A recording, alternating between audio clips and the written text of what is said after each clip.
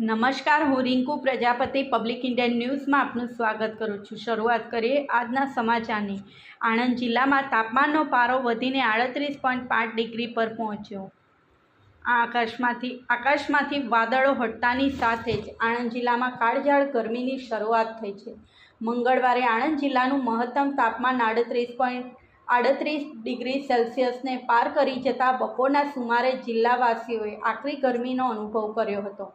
આણંદ કૃષિ યુનિવર્સિટીના હવામાન વિભાગના જણાવ્યા મુજબ મંગળવારના રોજ જિલ્લાનું મહત્તમ તાપમાન 38.5 ડિગ્રી સેલ્સિયસ અને લઘુત્તમ તાપમાન 21 ડિગ્રી સેલ્સિયસ નોંધાયું હતું, જ્યારે હવામાં ભેજનું પ્રમાણ 79%, પવનની ઝડપ 2.3 કિલોમીટર કલાક અને સૂર્યપ્રકાશ 10.8 નોંધાયો હતો।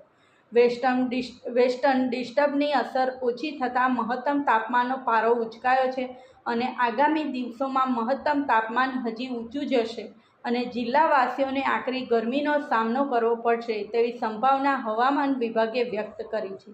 આ સાથે આજના સમાચારને અહીં સમાપ્ત